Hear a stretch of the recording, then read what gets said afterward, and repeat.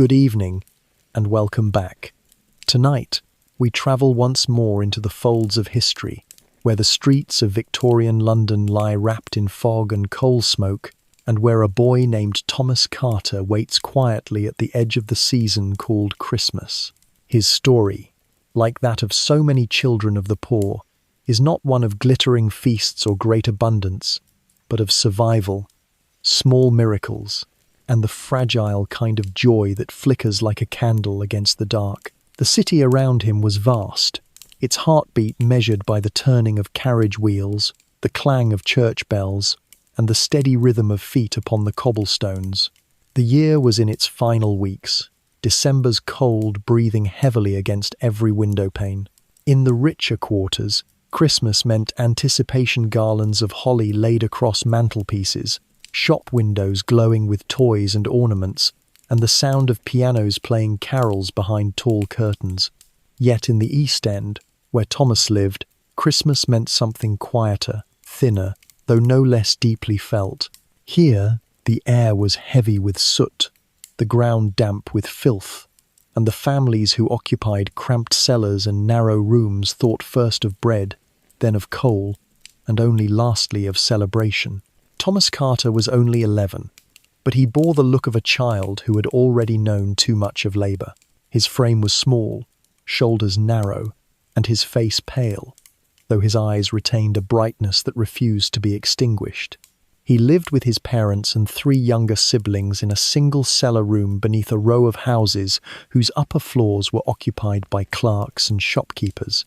The Carters' room smelled perpetually of damp stone, boiled cabbage, and smoke from the small fire they struggled to keep alive. Rats scurried along the walls, and sometimes the family would wake to find the thin loaf of bread they had saved for breakfast gnawed at in the night. The cold that winter was biting. Frost crept across the single window like a white lace curtain, and the floor was so cold it seemed to burn the soles of Thomas's feet. His father worked irregular hours at the docks, carrying sacks and loading ships when work was available, but there were weeks when no ships came in, and wages vanished with the tide. His mother took in laundry when she could, scrubbing clothes until her hands were raw and red. Thomas himself worked in a match factory, his small hands deemed perfect for dipping splints into phosphorus, a labour that paid pennies and stole hours from his childhood. Each evening, when he returned home with aching eyes and stiff shoulders, he curled into the corner of the bed he shared with his brothers, listening to the muffled sounds of the city above, half dreaming of a life softer than the one he knew. Yet London in December was filled with signs of Christmas. For the wealthy, the season stretched in a glittering procession of abundance. Newspapers carried engravings of Queen Victoria and Prince Albert, shown proudly with their children beside a tall Christmas tree, its branches heavy with candles, sweets, and ornaments. These images captivated the nation. Families of means hastened to imitate the royal custom, buying fir trees from markets, decorating them with gilded apples, strings of sweets, and toys hung with ribbons. The glow of the candles on those branches transformed parlors into scenes of enchantment. But for families like the Carters, such displays existed only in imagination. Thomas would sometimes stop outside the grand townhouses when doors swung open to admit guests. Inside, he caught glimpses of chandeliers and wreaths, of children in fine clothes running around a tree taller than any man he had ever seen. He smelled roasted goose, spices, and puddings rich with fruit and brandy. Then the door would close, shutting him back into the night air, and he would walk on, hands deep in his pockets, heart tight with a mixture of longing and acceptance. Still, even in poverty, Christmas left its traces. Street corners filled with carolers, their voices rising in sweet harmony against the night fog. Vendors roasted chestnuts in iron pans, the scent drifting temptingly down alleys where hungry children lingered. In shop windows, tin soldiers marched in perfect rows. Dolls stared with painted eyes, and bright oranges sat piled in pyramids, fruits so rare and precious that one alone could cost a poor family a day's wages. Thomas knew he would never taste one unless fortune or charity brought it unexpectedly to his door. Yet he watched with fascination, imagining the sharp sweetness of juice on his tongue, the bright warmth of a fruit that seemed to carry sunlight into winter. The Carters' Christmas preparations were humble, yet meaningful.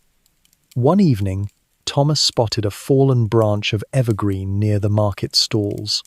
He carried it home proudly, needles clinging to his coat. His mother placed it in a small pot by the window, tying scraps of coloured cloth around its twigs. The children gathered close, marvelling as though it were a royal tree. For them, that modest branch was enough to transform their room, to remind them that even in damp stone walls, a piece of the forest's green could bring life and wonder. Each day, Thomas worked, his small hands dipping matches into phosphorus that glowed faintly in the dark, his lungs filled with acrid fumes. The work was relentless, the hours long, yet he endured, knowing that his pennies helped buy coal and bread. At times, the world seemed unbearably heavy, the contrast between his life and the lives glimpsed in passing carriages too sharp to ignore. He wondered what it might feel like to wake in a warm bed, to have boots without holes, to sit at a table where food stretched far enough that no child went to bed hungry. But when Christmas drew near, something in the air shifted, even in the East End. Neighbours sang carols together, voices rising above hardship. Churches opened their doors to the poor, offering warm soup and bread. And sometimes, on Christmas Eve or Christmas morning, ladies from wealthier districts came into the narrow lanes with baskets, a loaf of bread here, a bit of coal there, perhaps even a pudding to be shared. Such gifts, given with compassion, brought a light to the faces of families who otherwise had nothing to celebrate. For Thomas, the memory of one Christmas Eve lingered strongest. He had gone with his mother to deliver laundry to a grand house. Inside, he saw a hall so brightly lit it seemed to him a palace. Children ran laughing around a glittering tree, while servants carried trays heavy with meats and puddings. Music drifted down the stairwell, and the scent of spices filled the air. He stood in awe, clutching the basket of folded linen, until the door closed again and the cold wrapped itself around him. That vision remained in his mind not to torment him, but to remind him that such a world existed, though far beyond his reach. That night, back in the cellar, his mother lit a single candle. The flame wavered against the damp walls, casting long shadows. She produced a twist of paper filled with barley sugar, handing each child one piece. Then, with a smile, she brought forth a treasure, a bright orange, saved from her pennies. She cut it carefully into 6 slices, each segment placed in a small hand. Thomas held his slice gently, as though it were a jewel. The juice was sharp, sweet, unlike anything else he had known. He savoured it slowly, letting the flavour linger on his tongue, carrying the warmth of distant sun into his chest. In that moment, the cold, the hunger, the hardship all faded, replaced by a sense of wonder that no riches could have heightened. As the family settled that Christmas Eve, voices rose in song. Carols filled the cellar, soft at first, then stronger, until even the youngest child clapped along. Their father hummed deeply, his eyes closed, while their mother's tired hands rested in her lap. The song wove around them, wrapping the family in a cocoon of warmth. For those few moments, they were not poor, not weary, not forgotten. They were simply together, sharing in the timeless spirit of Christmas. And so, as the frost thickened outside, Thomas lay down beneath his blanket. He drifted into sleep with the taste of orange still on his lips, the sound of carols echoing in his ears, and the faint glow of the candle softening the darkness. His life remained hard, his work relentless, his world narrow. Yet on that Christmas night, he carried within him a memory bright enough to last through the coldest days of winter. For in the poorest corners of Victorian London, Christmas was celebrated not with grandeur, but with resilience. Its miracles were small: a branch of evergreen, a single orange, a song sung softly in the dark. And yet, these small things shone fiercely against the shadows, teaching that joy need not be measured in abundance, but in togetherness, in kindness, in the fragile but enduring hope that light can find its way even into the darkest cellar. The weight of work. Let us return to the shadows of London, where our young companion Thomas Carter moves through the dim corridors of his daily existence. The fog has not lifted from the city, and neither has the heaviness that rests upon his narrow shoulders. To understand what Christmas meant for Thomas, one must first understand the rhythm of his working days, for it was within those hours of toil and the misery that pressed against every corner of his life that the fragile light of the holiday found its deepest contrast. Each morning began before the sun had fully broken through the smoky veil that lingered over the East End. The air was cold, biting against his cheeks, and his breath rose like smoke in the darkness as he hurried along the cobblestones. His boots were thin, the soles patched with scraps of leather, and each step seemed to draw the frost straight into his bones. Thomas's journey took him past the bustling stalls of Spitalfields Market, where costermongers shouted over crates of cabbages, potatoes, and the occasional gleam of oranges stacked in pyramids. He would glance longingly at those fruits, their bright skins glowing in the pale light, before lowering his eyes and pressing on. His destination was the match factory, a low, smoke-stained building that loomed like a prison. Inside, rows of children sat at long tables, their hands moving with the precision of machines. The task was simple but cruel. Dip thin wooden splints into trays of yellow phosphorus, lay them out to dry, and repeat for hours unending. The air inside was heavy, acrid, and every breath stung the lungs. The phosphorus glowed faintly in the gloom, leaving the children's fingers stained and their faces pale. The older workers spoke in hushed tones about phossy jaw, a dreadful affliction that ate away at the bones of those who laboured too long with the substance. Thomas had seen the hollow eyes and swollen jaws of those stricken, and though he did not fully understand the disease, he knew it was something to be feared. The foreman's voice cracked through the air like a whip, urging the children to move faster, faster, always faster. Pennies were handed out only if the trays were filled on time, and even then, the wages were barely enough to buy a loaf of bread. Thomas's small hands trembled from the cold and the fatigue, but he forced himself to keep working, dipping and laying, until the motions became as natural as breathing. Around him, the other children worked in silence, their faces drawn and tired, their bodies bent over the tables as though the weight of the world pressed down upon them. The hours stretched endlessly, broken only by the occasional clang of a bell or the bark of the foreman. Outside, the world moved on, carriages rattled, shop doors opened, church bells tolled, but inside the factory, time seemed to congeal into a single long day of labour. The smell of phosphorus clung to everything, to the children's hair and clothes, to the very air they carried home. When Thomas returned to his cellar at night, his mother would wrinkle her nose at the sharp chemical scent that followed him, but she never complained.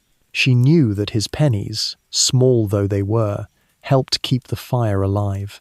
There were moments, rare and fleeting, when Thomas allowed his mind to wander. As his hands dipped and laid the matches, he imagined himself far away from the factory, perhaps running through a field where the air was fresh and sweet, or standing before a table where food was plentiful. Sometimes he thought of the Christmas trees he had glimpsed in the windows of rich homes, their branches glowing with candles, their ornaments glittering like stars. The image seemed unreal, a dream painted on the surface of glass, but it gave him a strange comfort. It reminded him that beauty existed, even if it was not his to claim. Yet the cruelty of contrast was never far away. On his walk to the factory, he passed the fine shops of Holborn, where bakers displayed their golden loaves, confectioners piled sugared plums high, and toy shops lined their shelves with delights no poor child could touch. He saw children his own age clutching parcels, their cheeks rosy from the cold, their laughter ringing like bells in the air. He wondered if they ever thought of boys like him, boys whose hands were raw from labor, whose bellies ached with hunger, whose only gift at Christmas might be a slice of fruit or a scrap of ribbon tied around a branch. The weight of such thoughts pressed on Thomas, yet he bore them quietly. There was no room in his world for complaint. Every penny mattered, every hour of work was another step towards survival. And so he dipped and laid, until his hands moved even in his sleep, and his dreams were filled with trays of matches glowing faintly in the dark. But December, even in its cruelty, carried whispers of change. On the streets outside the factory, carolers began to sing, their voices floating in through the cracks in the windows. The songs were faint, but Thomas caught fragments, tidings of comfort and joy, peace on earth, goodwill to men, and they lingered in his mind like a secret promise. He would hum them softly to himself, so quietly that no one else could hear, letting the melody carry him away from the factory's gloom. One afternoon, as the children worked in weary silence, a shaft of sunlight pierced the grime-streaked window and fell across Thomas's table. It illuminated the phosphorus, making it glow brighter, almost beautiful. For a moment he paused, his hands still, and simply watched the light play across the matches. In that brief instant, he felt a stirring of hope, fragile, faint, but real. Perhaps, he thought, the world was not all darkness. Perhaps even in the hardest corners, light could find its way through. When the bell finally rang, releasing the children into the street, Thomas's body ached, his fingers stiff and sore. Yet as he stepped outside, the crisp evening air filled his lungs, washing away the sting of phosphorus. He looked up and saw the faint glow of gas lamps along the street, their halos blurring in the fog. Somewhere nearby, a man sold roasted chestnuts, the sweet smell curling through the cold. Thomas's stomach growled, but he smiled faintly, for even the smell was enough to remind him that Christmas was near, and with it, the promise of small joys. That night, back in the cellar, his mother asked about his day. He shrugged, unwilling to burden her with the details of aching hands and harsh foremen. Instead, he told her about the carolers he had heard, and the way the sunlight had made the matches glow. She smiled softly, brushing his hair back from his forehead. Even in the darkest places, she said, there is always something worth holding on to. Thomas carried those words with him, tucking them away like a treasure. And so the days rolled on, each one heavy with work, each one marked by the same rhythm of labor and exhaustion. Yet within that rhythm, the anticipation of Christmas began to grow. Not the Christmas of feasts and finery, but the Christmas of candles and carols, of oranges and evergreen sprigs, of charity baskets and shared songs. For Thomas, the season did not erase his hardships, but it softened them, wrapping them in a cloak of hope that made the weight of work just a little easier to bear. And as the factory bell rang again and again, marking the passing of days, Thomas kept his eyes on the thought of Christmas, a single day when life might feel lighter, when the cellar might glow with warmth, when even the poorest of families might taste joy. It was that thought that carried him through the endless dipping and laying, through the sting of phosphorus, through the endless grind of labor. It was that thought that reminded him he was still a child, still capable of wonder, still able to dream, even in the shadow of hardship. For in Victorian London, where poverty pressed hard upon the poor, the miracle of Christmas was not in abundance, but in endurance. It was in the way a boy like Thomas could carry the weight of work on his small shoulders, and still find room in his heart for the light of a candle, the taste of an orange, the sound of a song, the the whiff of Christmas. The fog thickened over the city as December deepened, but London in those weeks seemed transformed by something more than mist and frost. Even in the East End, where narrow alleys twisted like veins and the smell of coal smoke clung to every breath, the signs of Christmas were impossible to miss. For Thomas Carter, walking home each evening after his hours in the factory, the world appeared caught between two truths: the heavy weight of poverty and the shimmering promise of celebration. The streets began to hum with carols long before Christmas Eve arrived. Groups of children gathered at corners, their voices rising into the smoky night. "Hark, the herald angels sing," they called out, their tones thin but determined, shivering in threadbare coats as they sang for pennies. The songs drifted through the air, weaving between the cries of vendors and the rattle of cartwheels, reminding all who heard them that this season carried something different, a kind of sacred pause, a softening of the world. The markets swelled with life, bursting with colours and smells that seemed too rich to belong to the grim city. At Covent Garden, stalls overflowed with winter vegetables, cabbages, carrots, potatoes stacked in muddy pyramids, and, more rarely, piles of apples and pears that gleamed like polished wood. There were rows of turkeys and geese, their feathers plucked, their bodies tied neatly with string, hanging heavy from iron hooks. For the wealthy, such sights meant choice and abundance.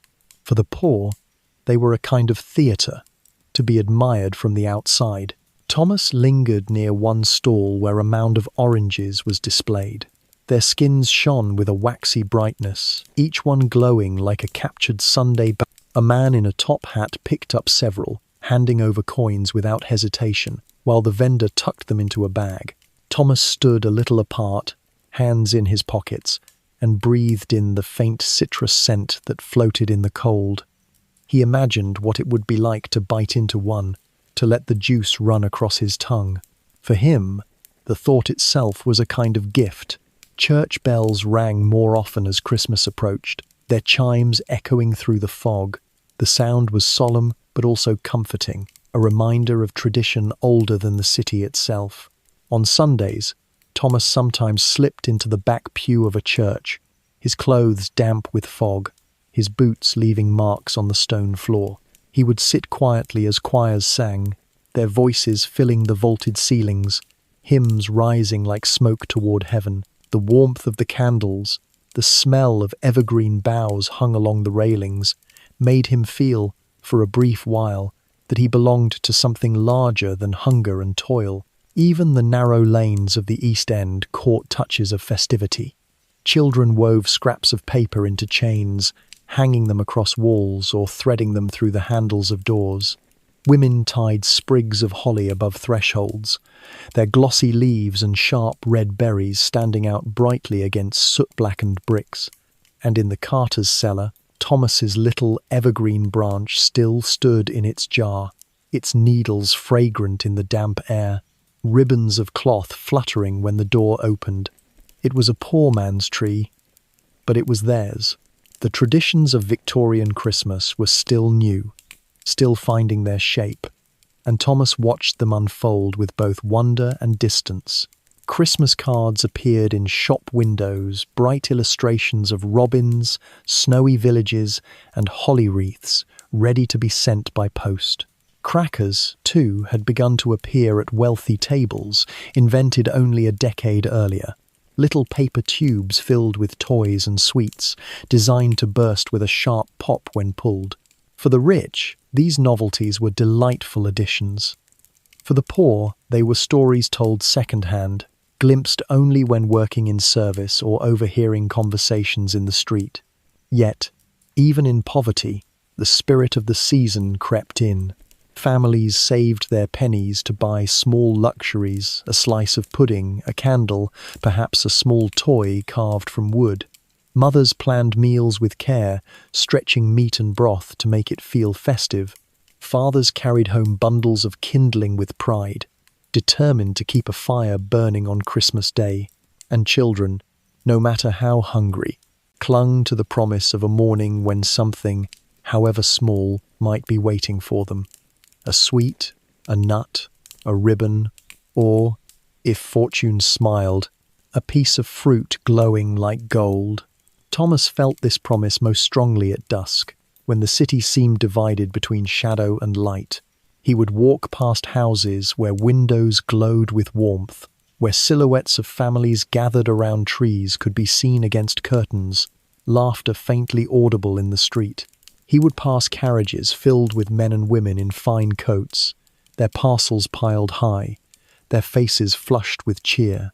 Then, turning a corner, he would find himself among children selling matches, their fingers red from cold, or women huddled against walls with infants wrapped in shawls. The contrast was stark, dramatic, a city of feasts and want, of abundance and hunger, coexisting side by side.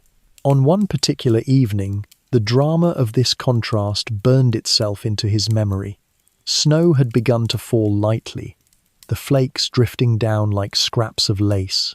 He walked past a grand townhouse where the door stood open to admit guests. Inside, he glimpsed a dining room set for a feast, a table long enough to seat a dozen, laid with shining silver, candles in tall holders, and platters already groaning with food. The smell of roasted goose, rich and savoury, spilled into the street, making his stomach twist with longing. He stood for a moment, the snow settling in his hair, before the butler closed the door and the scene vanished.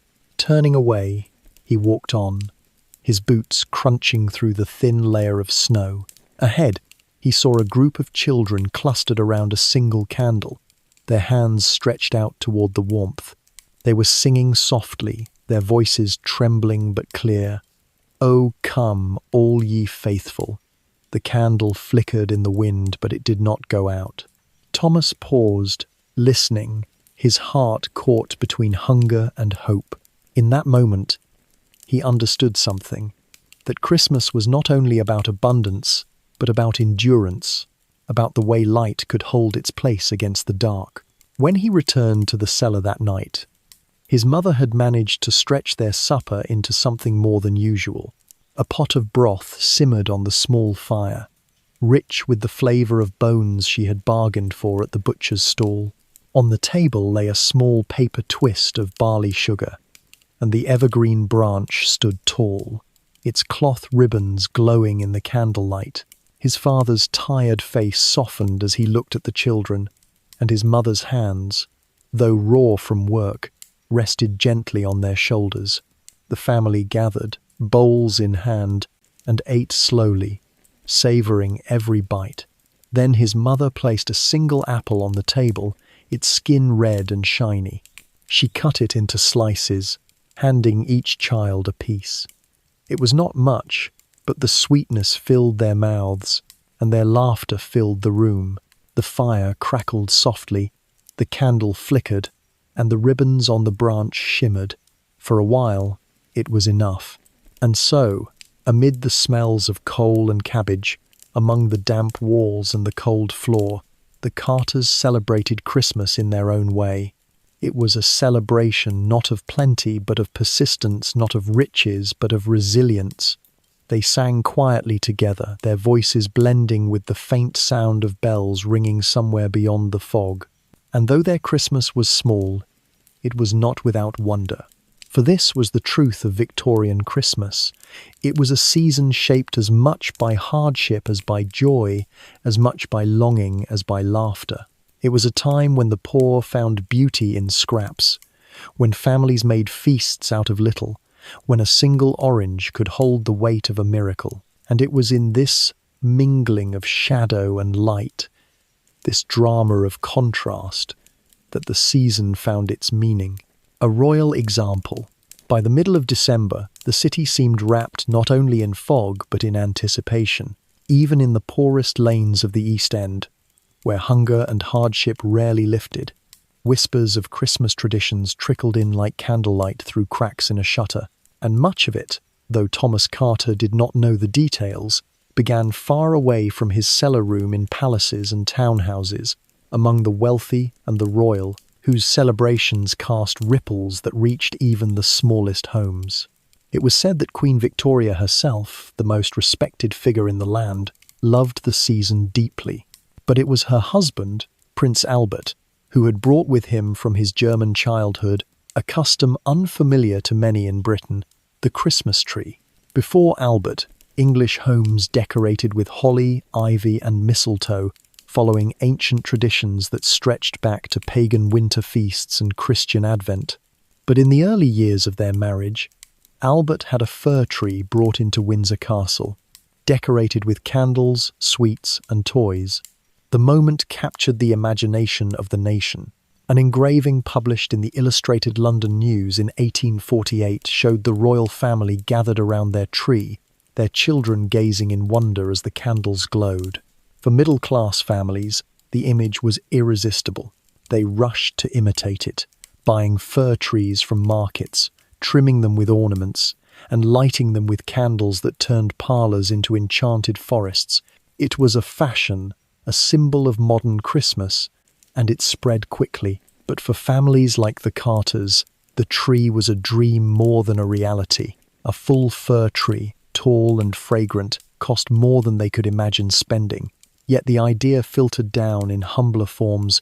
Some poor families gathered branches of evergreen, setting them in pots or jugs, decorating them with scraps of paper, bits of ribbon, or berries found in hedgerows. It was not grandeur, but it was enough to bring the sense of belonging, the feeling that even in poverty, they too could claim a piece of the season that the Queen herself cherished. Thomas's own evergreen branch, rescued from the market, stood proudly in its jar. Its needles filled the damp air with a sharp, sweet scent, and the scraps of cloth his mother tied to it fluttered in the candlelight. To Thomas, it was as glorious as any royal tree. He had never seen Windsor Castle, but he imagined that the Queen's children, dressed in their velvet coats, must feel the same wonder he felt when he looked at that little sprig of green. The thought comforted him that across the city, across the country, children both rich and poor might be gazing at evergreens and dreaming. Other traditions, too, filtered into the Carters' world in fragments. Christmas cards, for example, had been invented only a decade earlier, when Sir Henry Cole, a busy man of letters, commissioned an artist to design the very first one. It showed a family gathered around a table with the words, "A Merry Christmas and a Happy New Year to you." By the 1852, cards were being sold cheaply enough that clerks and shopkeepers could afford them, though for the very poor they remained a luxury. Thomas sometimes spotted them in shop windows, small rectangles of card adorned with robins, snowy landscapes, or wreaths of holly. He could not buy one, but he imagined what it might feel like to send or receive such a message, to know that someone thought of you in the season. Crackers, too, had begun to appear on wealthy tables. They were the invention of a London confectioner named Tom Smith, who wrapped sweets in paper with a tiny explosive strip that snapped when pulled apart. The idea of toys and jokes hidden inside delighted children of means, who laughed as the paper burst with a loud crack. Thomas had never pulled a cracker, but he had heard boys at the factory boasting of them, their words filled with wonder. He listened quietly, filing the story away like a fragment of magic. Food was another tradition that marked the difference between classes. The wealthy dined on roasted goose or turkey, their tables groaning with puddings rich in raisins and brandy. Mince pies, sweet and spiced, were baked by the dozen, their pastry tops dusted with sugar. Even the middle class could afford some version of the feast, stretching their wages to create a meal that filled the house with scents of spice and roasting meat. For the poor, however, the feast was often symbolic. A pot of broth flavoured with scraps of meat, perhaps a pie made from potatoes and suet, stretched carefully to feed the family. Yet even these modest meals carried a sense of occasion. A bowl of hot broth, steaming in the cold, could feel like abundance when shared together. The drama of contrast was always present, and Thomas felt it keenly. On one evening, he passed a house where the curtains were drawn back. revealing a family gathered around a tall tree. Candles flickered in the branches, their glow catching on glass ornaments and strands of tinsel. The children clapped as a servant handed out small parcels wrapped in coloured paper. Thomas stood for a moment, his breath fogging the glass, before moving on. His boots struck the cobblestones, and the cold bit at his cheeks, but in his mind he carried the image of that glowing room. Back in the cellar, his family's celebration took shape in quieter tones. His mother set the evergreen branch in the centre of the table, the scraps of cloth bright in the candlelight. She hummed softly as she prepared a simple supper, the smell of boiling broth filling the room. His father, weary from the docks, laid a few sticks of coal on the fire, coaxing it to life. The children gathered, their eyes wide, waiting for whatever small miracle the night might bring. And there was always something. A sweet wrapped in paper, a ribbon tied in a girl's hair, a song sung softly in the dark. Sometimes charity brought gifts, a lady from the church arriving with a basket of bread, a bit of pudding, and perhaps a piece of coal to keep the fire burning. These moments carried the weight of grace, for they meant that even the poorest were remembered. Thomas watched his sisters laugh as they hung the scraps of cloth on the branch, their voices filling the room with warmth. He thought of the Queen's children, so far away in Windsor Castle, and wondered if their laughter sounded the same. Perhaps, he thought, Christmas was not so different after all. Perhaps joy, when it came, had the same sound in palaces and cellars alike. The traditions of Victorian Christmas were still new, still growing, but they already carried the power to bind people together across divides. They were symbols of light in the darkness, of warmth in the cold, of generosity in a world that so often seemed harsh. And for Thomas, they meant that even in the shadows, he could feel part of something larger, a season that reached from the Queen's palace to the humblest cellar, wrapping all in the promise of hope. A humble tree. The Christmas tree, by the middle of the 19th century, had begun its quiet conquest of Britain. Before Prince Albert brought his German traditions to Windsor, the English decorated with holly, ivy, and mistletoe greenery, whose roots stretched back to pagan winter solstice rituals. For centuries, those evergreens had been reminders of endurance, living colour against the grey of winter, proof that life persisted even as fields lay frozen and bare. But when the royal family was shown standing proudly around their candlelit fire in the Illustrated London News, something shifted. The image travelled into every corner of the kingdom, and even the poorest, who could not dream of owning a full tree, began to find their own ways to take part. Thomas Carter did not know all this history, not in names and dates, but he felt it instinctively. He understood the hunger for greenery in winter, the way a sprig of life could change the mood of a whole room. And so it happened one damp afternoon, as he walked through the market square, that he noticed a pile of branches lying forgotten beside a stall. A woman in a fine cloak had purchased a great bundle, coins exchanging hands swiftly, but in the scuffle a smaller branch had fallen aside. It was no more than 2 feet long, crooked, one side bent sharply where it had snapped from the larger bough. But the needles were still fresh, releasing a sharp, resinous scent that cut through the smoke and coal-stained air. Thomas's heart beat quickly as he looked at it. He bent, picked it up, and cradled it in his arms as though it were treasure. No one stopped him. No one cared for scraps. Yet to Thomas, it was more precious than gold, for in that moment he saw what it could become. A tree, their tree, the Carters' own small claim to the Christmas tradition he had glimpsed only in engravings and windows. The journey home felt lighter than usual. His feet, though wrapped in thin boots with cracked soles, seemed to strike the cobblestones more swiftly. The fog pressed low over the city, gas lamps blurring into halos, but he hardly noticed.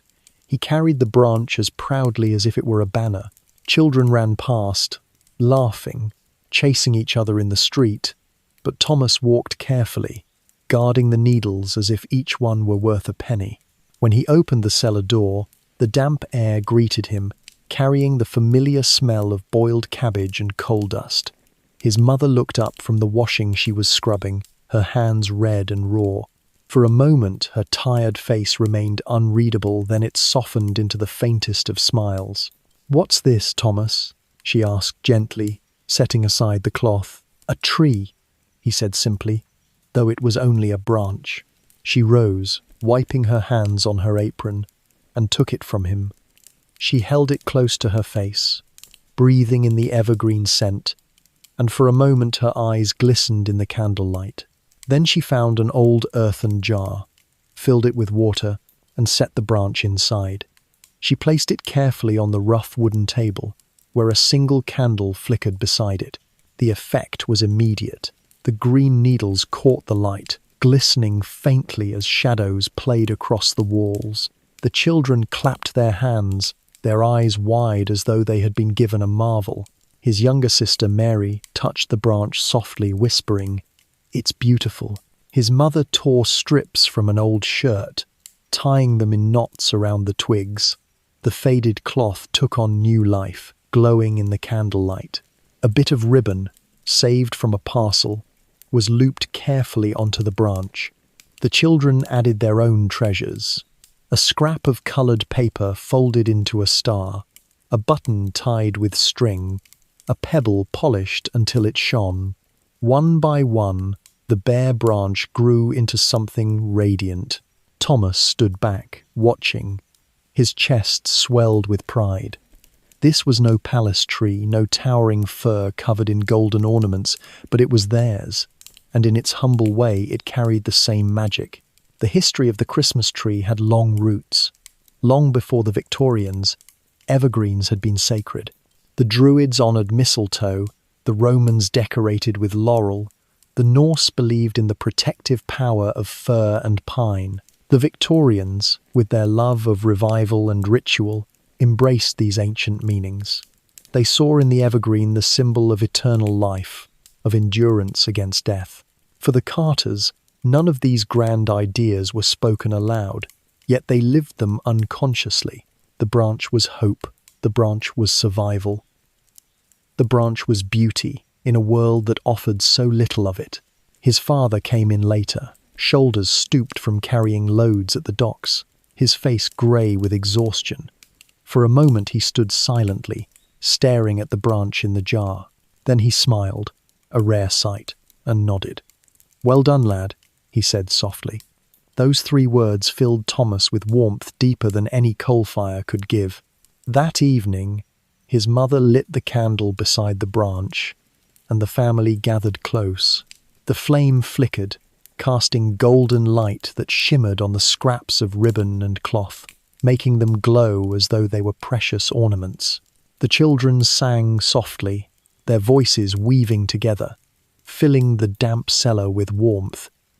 The shadows danced on the walls, and for a brief while the room seemed larger, brighter, transformed. Thomas sat close, his eyes fixed on the branch. He imagined the Queen's tree at Windsor, tall and glorious, covered in ornaments of glass and silver. He imagined the laughter of her children as they reached for sweets, the glow of dozens of candles burning against the green. Yet as he looked at their little branch, he realized something. The feeling it stirred in him was not so different. For whether it was a palace fir or a cellar branch, the heart of Christmas lay not in grandeur, but in the gathering of family around a flicker of light. The contrast was always there, dramatic and undeniable. Outside, shop windows glittered with toys and sugared fruits. Houses glowed with trees that reached to ceilings.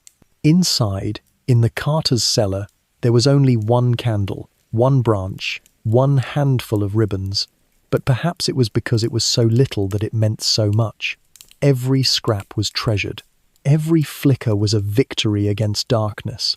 Every sound of laughter was a defiance of silence. Later, as the fire burned low, his mother told them stories of her own childhood.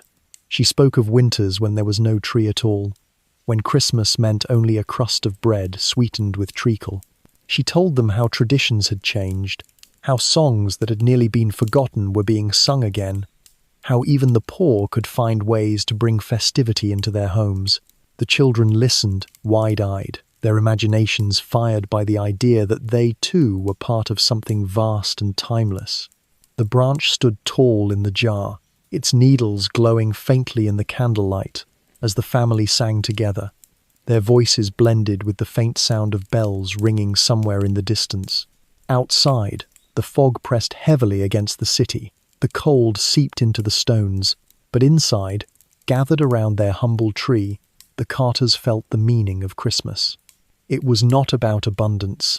It was not about gold or silver. It was about the way light, even the smallest light, could push back the dark. It was about the way evergreen needles whispered of life when the world lay frozen. It was about family gathered close, their voices rising in harmony.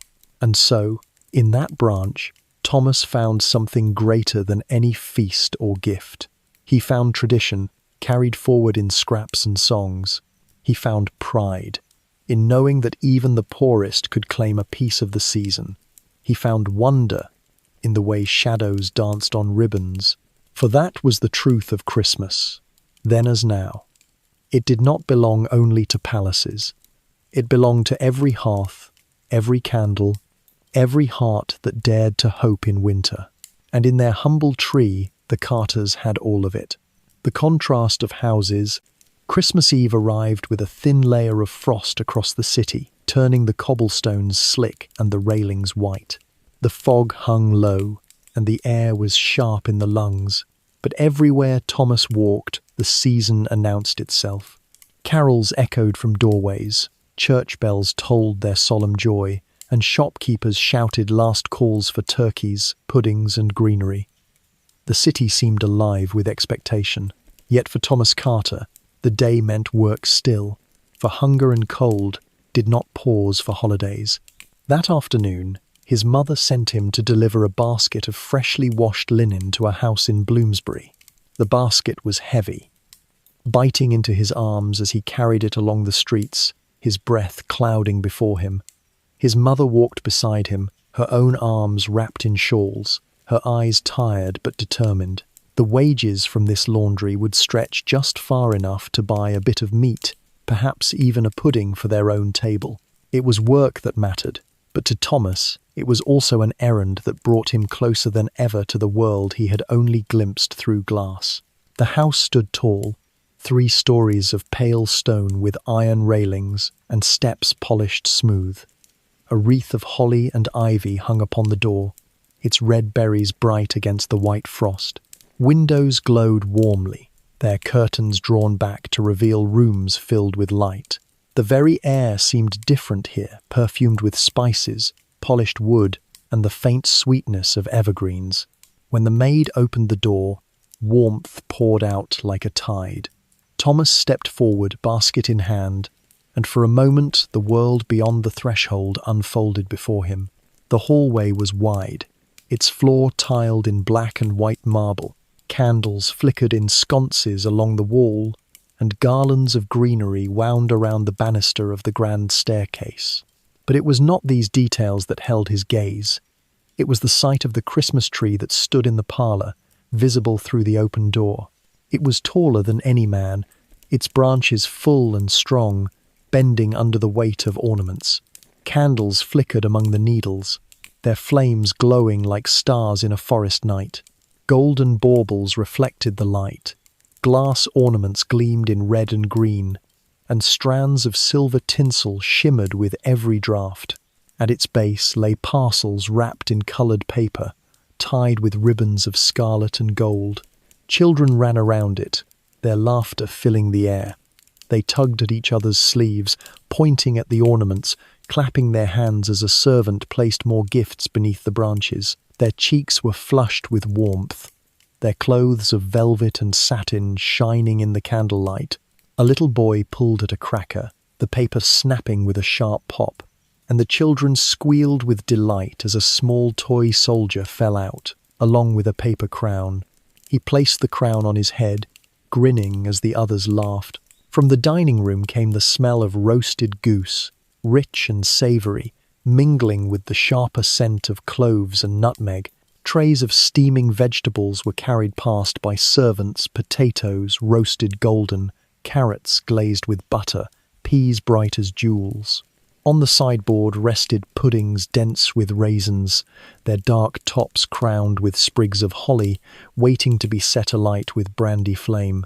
Silverware gleamed in the candlelight, and the table was already set with goblets of wine, plates stacked high, and napkins folded into shapes. The scene was overwhelming. It was as though Thomas had stepped into one of the engravings he had seen in the newspaper, or a dream painted in golden hues. His chest tightened with something he could not name, part wonder, part ache, part longing too deep to voice. He stood still, clutching the basket, until his mother nudged him gently. He lowered his gaze, handing the linen to the maid, who whisked it away without a glance. The door closed softly behind them, shutting out the warmth, the laughter, the light. Back on the street, the cold wrapped itself around him again. His mother said nothing, but Thomas knew she had seen the way his eyes lingered, the way his body leaned unconsciously toward the glow. He carried the ache quietly, as he always did. They walked back toward the East End, their breath rising in clouds, the basket now empty in his hands. As they passed other houses, Thomas saw more glimpses. A man in a fine coat carving slices from a goose, children chasing each other through a parlour, a woman at a piano playing the opening notes of Silent Night. Each doorway was a stage, each window a theatre of abundance. And yet, as he turned away from each one, he thought of the cellar where his own family waited. He thought of the evergreen branch in the jar, its scraps of ribbon glowing in the candlelight. He thought of the way his sisters' voices rose in song, the way his mother's tired face softened when she looked at them, the way his father smiled, just slightly, as he laid coal on the fire. Their Christmas was smaller, humbler, but it was real. It belonged to them. The drama of contrast weighed on him heavily that evening, more than it had before. But he also felt something else, the recognition that joy did not always depend on scale. The wealthy had their trees, their feasts, their crackers, their silver. The carters had their branch, their broth, their song. And while the distance between the two worlds could never be denied, the spirit that filled them was not so different. For in both places, children laughed, candles glowed, and families gathered close against the cold. That night, as he lay beneath his thin blanket, Thomas replayed the images in his mind. The tall tree, the paper crown, the flicker of brandy flames on pudding. He imagined himself inside that parlour, laughing with the children, tasting the goose, pulling the cracker. But then he turned his thoughts back to the cellar, to the branch that stood proud on the table, to the candle that flickered against the damp wall. And he realised that even in the poorest corners of London, Christmas could burn just as brightly, perhaps even more brightly, because it was so hard won. And so, as sleep drew him in, Thomas held both images in his heart, the grandeur of the houses of the rich and the humble warmth of his own home.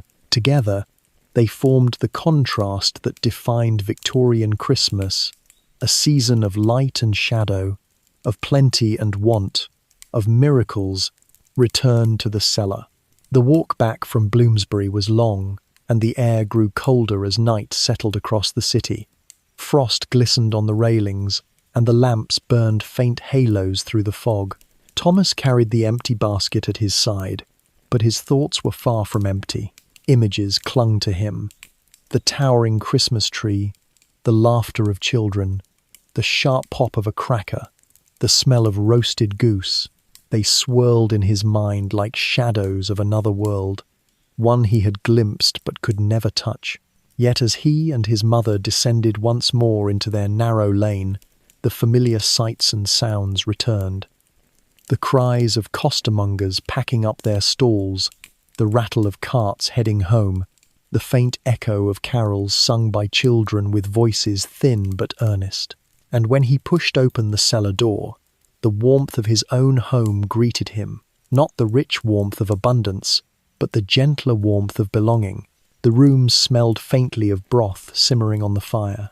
His father had returned from the docks. His shoulders stooped, but his eyes alight with the satisfaction of having earned a few coins that week.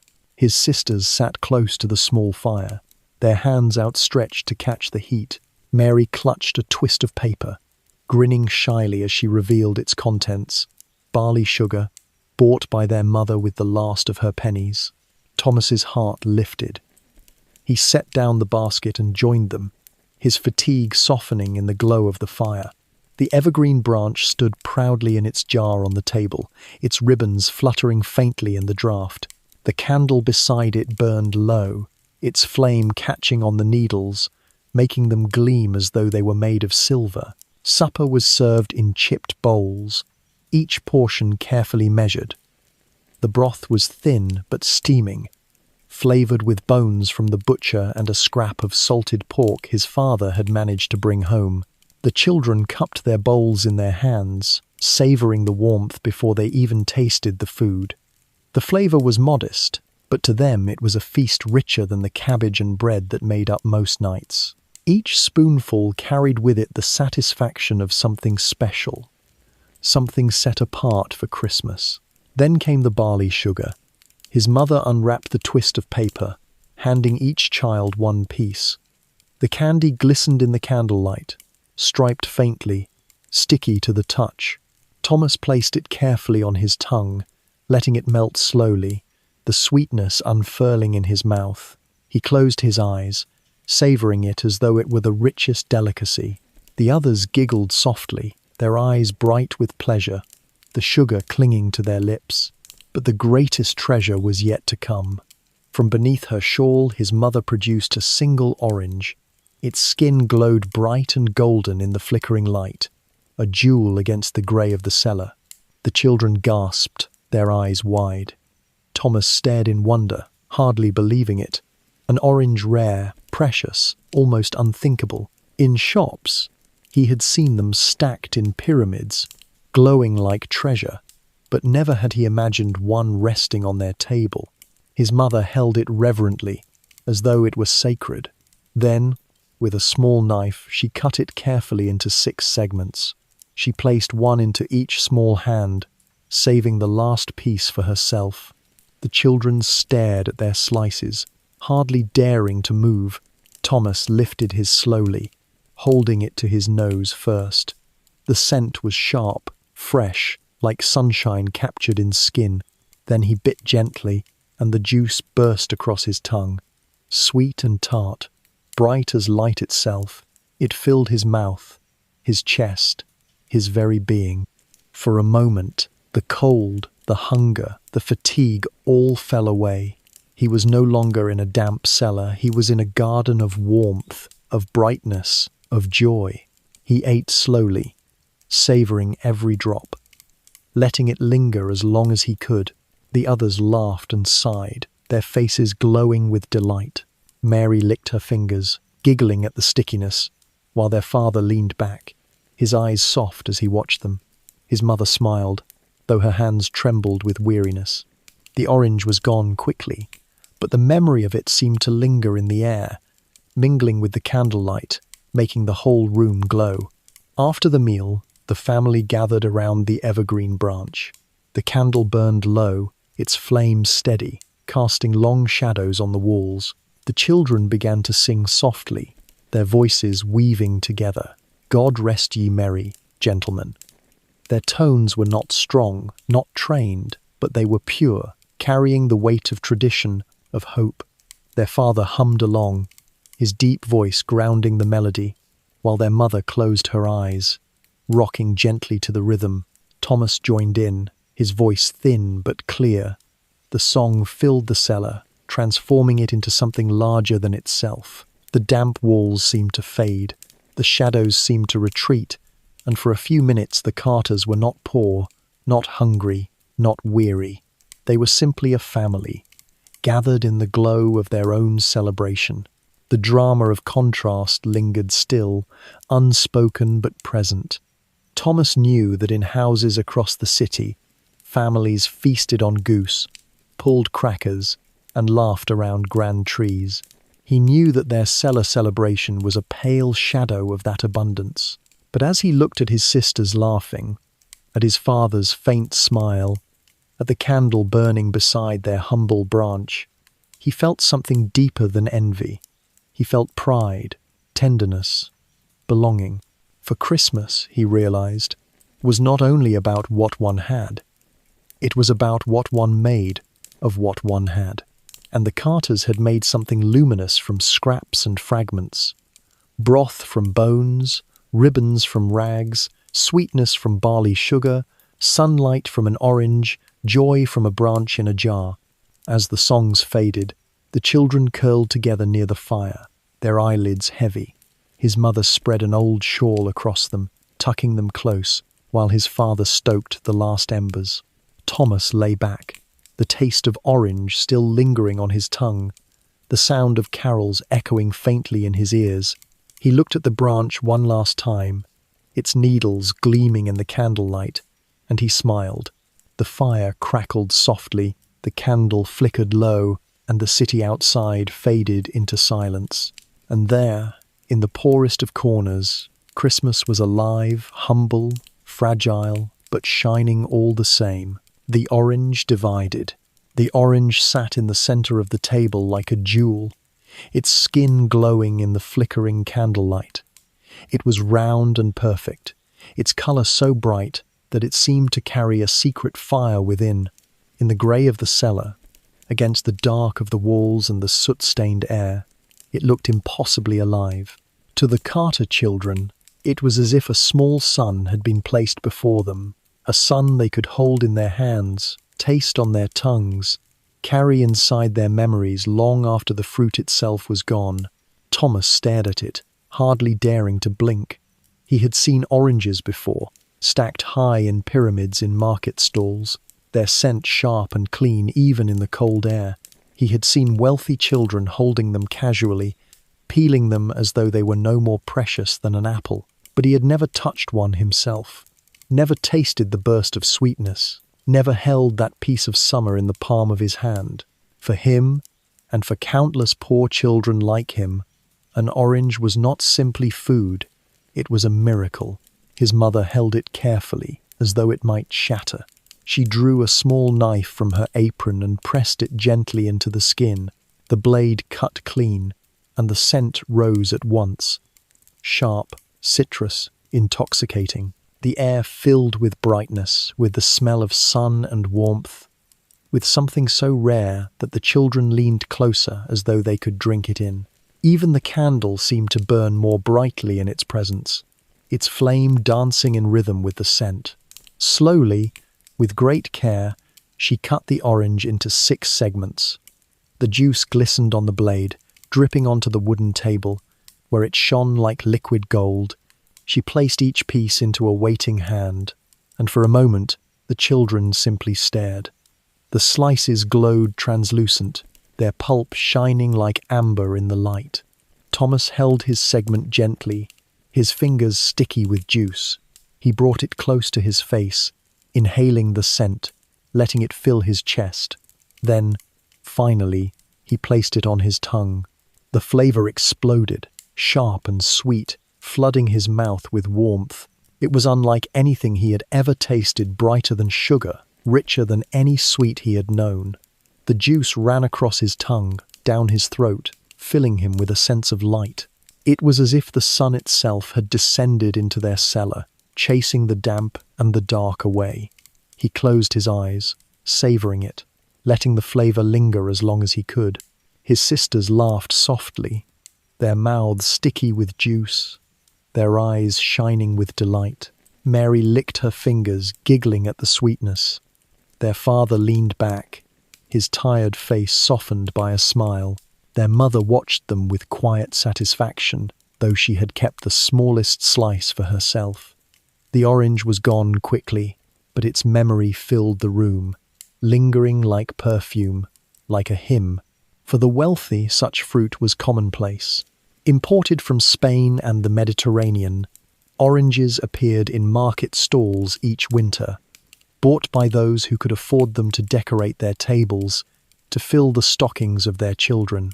They were symbols of prosperity, of abundance, of a world where distance could be crossed by trade and luxury brought home in crates. But for the poor, they remained almost mythical. The price of a single orange could equal a day's wages, a sum impossible to spare when every penny was needed for bread and coal. And so, when an orange did appear in a poor household, it was celebrated with reverence, remembered for years. The Victorians themselves came to see the orange as a symbol of Christmas. Families who could afford it placed one in the toe of each child's stocking, a tradition that spread even to modest homes, though often with apples or nuts substituted when money was scarce. To receive an orange was to hold a piece of the exotic, the rare, the extraordinary. For children like Thomas, it was the very embodiment of wonder. The drama of its presence lay not only in its taste but in its meaning. In a city where fog and soot darkened the streets, where poverty bent shoulders and hollowed faces, the orange was colour and brightness incarnate. In a season defined by contrasts, wealth and want, light and shadow, the orange was the great equalizer. For a moment, whether in a palace or a cellar, a child's joy could be the same. The burst of juice, the sweetness on the tongue, the laughter that followed. Thomas ate slowly, savouring every drop, letting the juice run down his chin. He wiped it with his sleeve, then licked his fingers, unwilling to let any of it go to waste. His chest felt full, not from food but from something deeper, something like gratitude. He thought of the grand tables he had glimpsed in Bloomsbury, piled high with puddings and meats. He thought of the children who laughed as they cracked open toys and sweets. And then he thought of his sister's laughter now, echoing in the cellar, bright as bells. He realized that, in this moment, their joy was just as real, just as sharp, just as lasting. The orange was gone, its peel lying curled on the table, but its presence lingered. The candle flickered beside it, casting shadows across the ribbons tied to the evergreen branch. The family sang softly again, their voices blending with the faint sound of bells drifting in from the street. The taste of the orange stayed with them, a sweetness on their tongues, a warmth in their hearts. For Thomas, it became the memory that defined Christmas. Not the toys he never had, not the feasts he never tasted, but the orange, that single miraculous fruit, shared among 6 people, turning a cellar into a palace. It was proof that even in the hardest of lives, joy could bloom from the simplest of gifts. And in that truth lay the essence of Victorian Christmas. It was a season when the grand and the humble met, when the smallest gifts carried the greatest meaning, when a single orange could shine brighter than all the golden baubles of a tree. That night, as Thomas drifted into sleep, he carried the flavour with him, the sweetness lingering on his lips. He dreamed of warmth, of light, of sun-filled orchards where trees bent heavy with fruit. And when he woke, though the cellar was still damp, though hunger still pressed on his stomach, he smiled.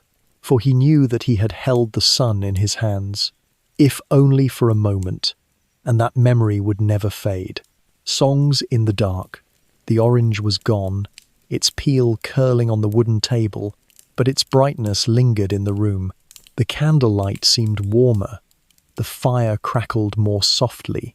The damp cellar walls retreated a little farther into shadow. The children licked the last traces of juice from their fingers, sighing with satisfaction, their laughter echoing faintly in the low-ceilinged room. For a moment, the Carters sat in silence, savouring the memory of sweetness. Then, almost without thinking, Mary began to hum. It was a tune she had heard sung in the streets, thin voices of other children begging for pennies, their song carrying through the fog like a prayer. Her small voice wavered at first, uncertain in the quiet, but soon it grew stronger. The words followed, soft and clear. God rest ye merry gentlemen, let nothing you dismay. Thomas smiled. He knew the song too. He joined in, his voice thin but steady, weaving with hers. Their brother added his voice, high and reedy, while their father hummed a low bass, grounding the melody. Even their mother, her hands folded in her lap, lifted her voice, though weariness trembled in her tone. The song grew, filling the cellar with harmony, until the air itself seemed to glow. Carols had not always been part of Christmas. In earlier centuries they had been sung in villages and towns, but by the 18th century many had faded into obscurity. It was the Victorians who brought them back, collectors writing down old melodies, choirs reviving forgotten verses, new hymns being composed for the season. Songs like Hark, the Herald Angels Sing and Once in Royal David's City appeared for the first time in Victorian hymnals, while ancient tunes like The First Noel were polished and returned to the world. To sing a carol in a Victorian home was to take part in a rebirth, to weave one's voice into a tradition stretching back centuries. The Carters knew none of this, not in books or names, but they lived it.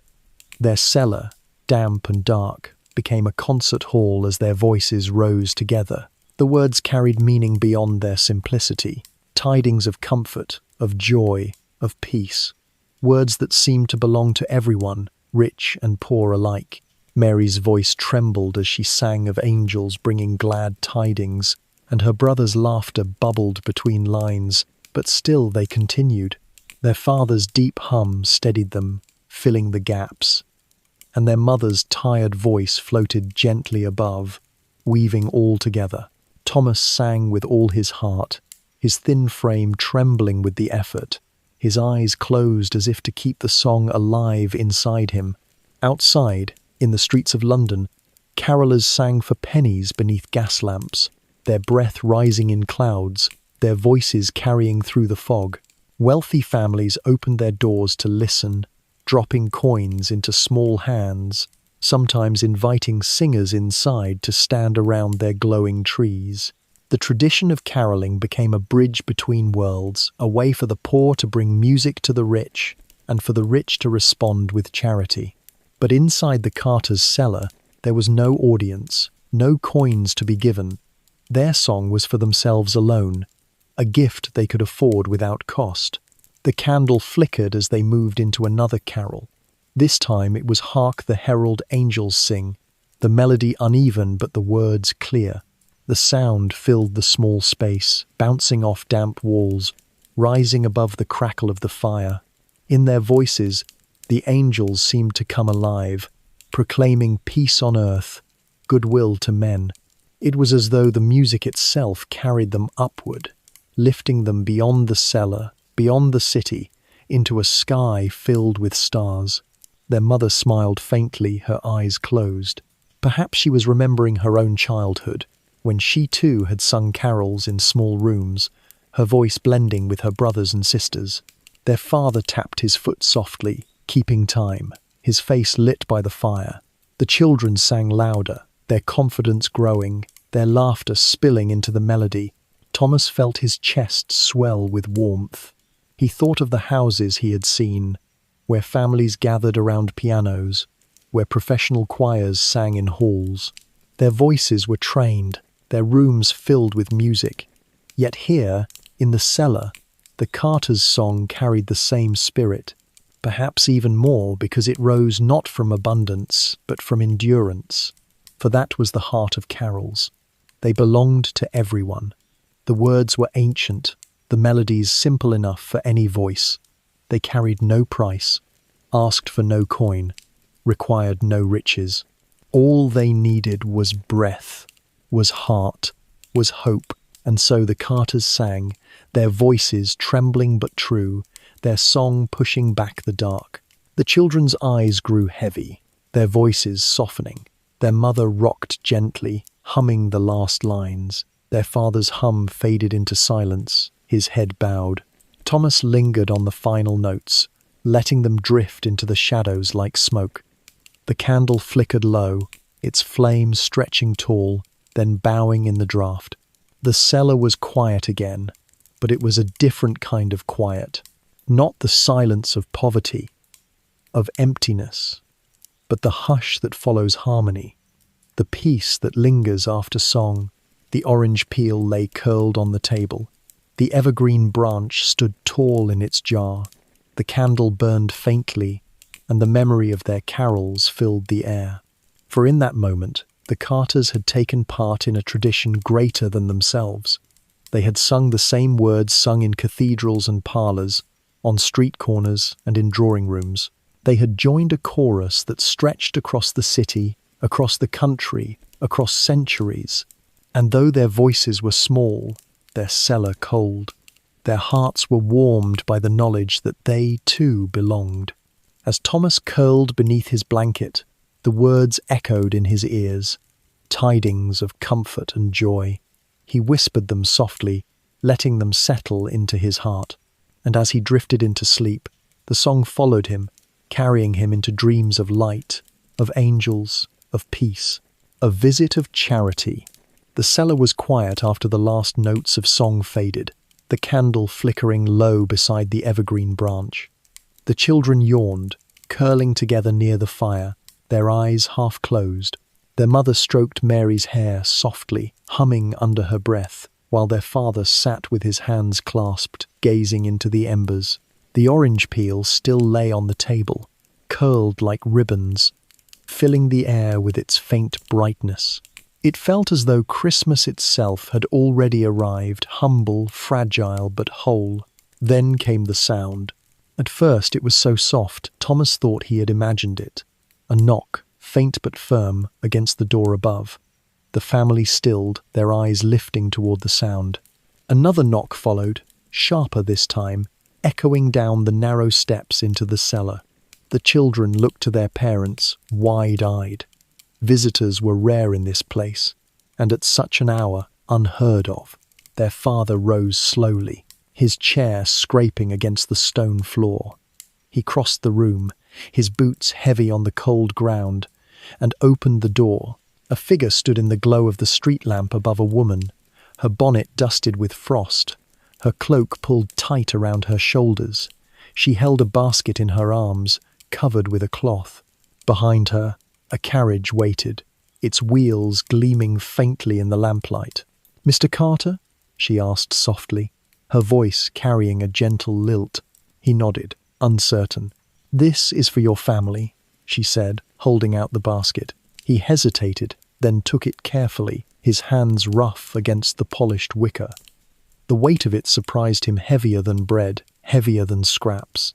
He carried it inside, the woman nodding politely before turning back toward the carriage, her figure soon swallowed by the fog. The wheels clattered, then faded into silence. The Carters gathered around the table as he set the basket down. The children leaned close, their eyes wide with curiosity, their breaths held. Slowly, their mother drew back the cloth. Inside lay wonders. There was a loaf of fresh bread, still soft, its crust golden. Beside it, a small pudding wrapped in muslin tied with string, a piece of cheese, pale and firm, a bundle of kindling, and a small sack of coal. And at the very bottom, hidden beneath the food, a small parcel wrapped in brown paper. The children gasped. Their father stared in silence, his hands trembling slightly. Their mother lifted the loaf first, pressing it to her face, inhaling its warmth. Then she held up the pudding, her eyes shining. "Who would give us such things?" Thomas whispered, his voice hushed with awe. It was not unusual in Victorian London for the wealthy to give to the poor at Christmas. Inspired by sermons, by charity societies, by the great wave of generosity that followed Charles Dickens's A Christmas Carol, families in better circumstances often sent baskets into the poorer districts. They called them hampers filled with bread, meat, coal, and sometimes sweets. For the giver, it was Christian duty, an act of goodwill. For the receiver, it was nothing short of a miracle. The Carter's basket seemed miraculous indeed. His mother cut thick slices of the bread, passing them around. The crust crackled under her knife, and the children bit eagerly. their mouths filled with softness and warmth. His father stacked the kindling by the fire, laying coal on the embers, watching as the flames leapt higher, filling the room with heat. The pudding was saved for the next day, to be boiled and eaten with ceremony. Then his mother lifted the small brown parcel from the basket. She untied the string and unfolded the paper, revealing 3 pairs of knitted mittens, their wool rough but warm. She held them up, her voice trembling. "For you children," she whispered. Thomas stared, hardly believing. Mittens. His own hands, raw from factory work, would finally know warmth. His sisters clapped with delight, slipping their hands into the wool, laughing at the sudden comfort. He pulled his pair on slowly, flexing his fingers, feeling the heat of the wool against his skin. It was as though the stranger had given him not just warmth, but dignity. The element of surprise lingered, shimmering in the air. One moment they had been singing in the dark, their stomachs filled only with broth and orange. The next, a knock had brought them abundance, bread, coal, pudding, mittens. It was a story they would tell again and again, a memory that would shape every Christmas after. Their father sat down heavily, his eyes moist. He did not speak, but he looked at each of them in turn, his gaze filled with a kind of quiet gratitude. Their mother folded the brown paper neatly, as though even the wrapping itself were a treasure. The children ate, laughed, sang again, their voices brighter now, filled with joy. Outside, the city carried on the wealthy gathered in parlors, pulling crackers, raising glasses, feasting by firelight. But in the Carter cellar, a miracle had unfolded. It was not grand, not lavish, but it was enough to change the night, enough to remind them that they had not been forgotten. Thomas lay awake later, staring at the ceiling, the mittens still on his hands. He thought of the woman's face, pale in the lamplight, her voice gentle as she handed over the basket. He wondered if she knew what her gift had meant, if she understood the way it had transformed their night. Perhaps she did, perhaps not. But for Thomas, it was proof of something larger, proof that even in the darkest corners, kindness could find its way in. And so the knock at the door became part of their Christmas story, a surprise that carried bread, warmth, and hope, a reminder that in a city divided by wealth and want, the season had the power to bridge the gap, if only for a moment. For that was the essence of Victorian Christmas. Not only the feasts and the trees, but the generosity that flowed from one house to another. The surprises that came to those who least expected them, the way a single knock could change a night forever. The market square. Christmas morning dawned with a pale sun struggling through the fog, casting the city in a thin silver light. The frost glittered on rooftops and railings, and the air was sharp, biting at the lungs with every breath. Yet despite the cold, London's streets were alive with movement. For this was the day everyone had waited for. The bells of nearby churches tolled steadily, calling worshippers to service, while carols drifted faintly from doorways and squares. Thomas Carter rose early, the woolen mittens still on his hands, the memory of the basket and the orange still warming his heart. His sisters stirred sleepily, their cheeks flushed from dreams, while his parents whispered softly near the fire. But Thomas could not stay inside. Something in the air called him outward, a sense of festivity, of expectation, of belonging to a city that, for one day, seemed to beat with a single heart. He pulled on his patched coat, wrapped his scarf tight, and stepped out into the lane. The world was alive with sound. Carriages rattled past, their wheels crunching over ice, laden with families dressed in their best. Groups of carolers sang as they moved from house to house, their voices lifted in harmony, their breath rising like smoke in the cold air. The smell of coal fires mingled with something sweeter, something richer, drifting down the streets. As he neared the market square, the atmosphere grew more vibrant. The stalls were crowded with people, their voices rising in 100 conversations, their laughter ringing above the noise. Vendors shouted their wares with cheerful urgency. Hot chestnuts, a penny a bag. Pies, fresh pies. Holly for your doorway, mistletoe for your parlors. The sound of fiddles carried through the air, the tunes bright and lively, urging even the coldest feet to tap along. Thomas stepped into the square, his eyes wide. It was as though the city had been transformed overnight. Stalls lined the cobblestones, their awnings dusted with frost, their tables piled high with goods. Bright red apples gleamed like jewels, stacked in pyramids. Sugared almonds, dusted white, sparkled in the morning light. Ribbons of scarlet and gold fluttered in the breeze, tied to bundles of holly and ivy. The smell of roasted goose hung heavy, mingling with the sharper tang of oranges and spices. Children darted between the stalls, clutching small treasures. A sweet, a toy, a sprig of mistletoe. A man in a tall hat juggled tin soldiers for a crowd of laughing boys. A woman with a tray of sugared plums sang as she sold, her voice lilting and merry. Everywhere there was movement, colour, sound. Thomas lingered near a chestnut stall, watching as the vendor scooped steaming nuts into paper cones. The coals glowed red, sparks flying as he stirred them with a blackened ladle. The smell was intoxicating, nutty and sweet, carrying warmth into the cold air. A boy in a fine coat clutched a cone, blowing on the nuts before popping one into his mouth. His cheeks flushed with pleasure.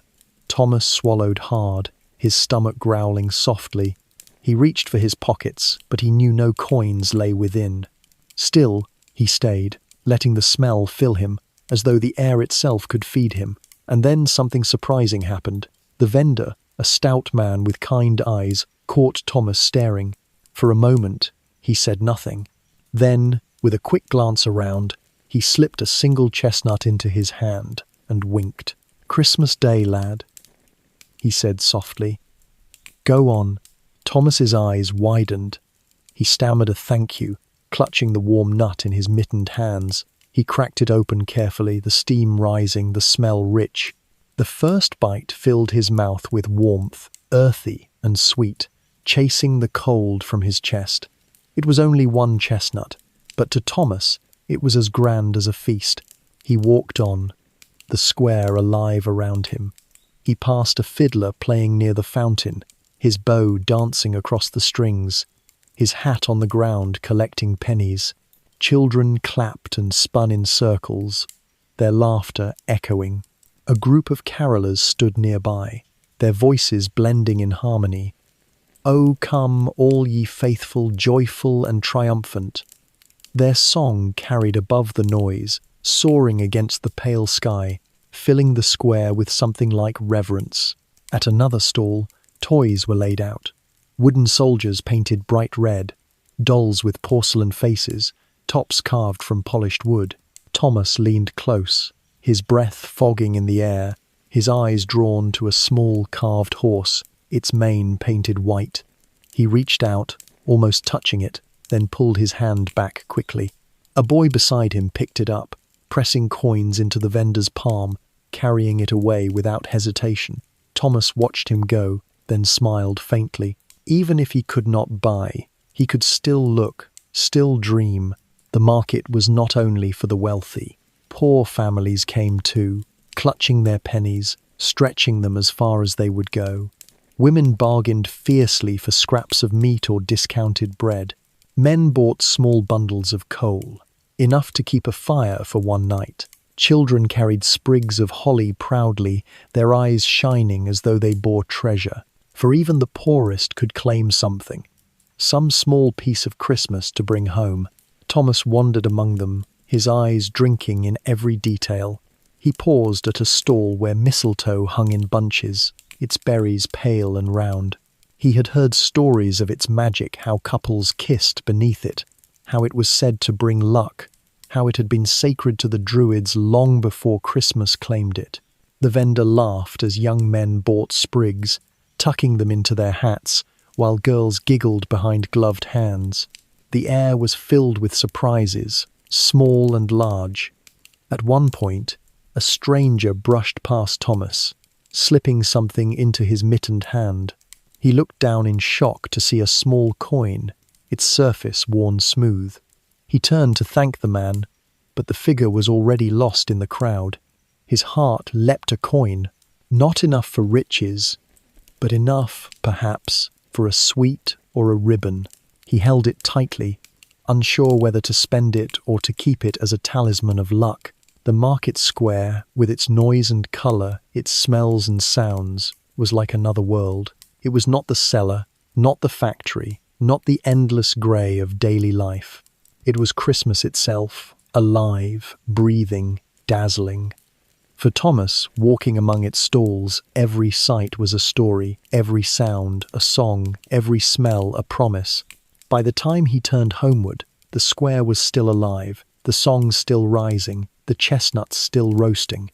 He carried the memory with him, the coin in his pocket, the taste of the chestnut on his tongue, the music of the fiddler echoing in his ears.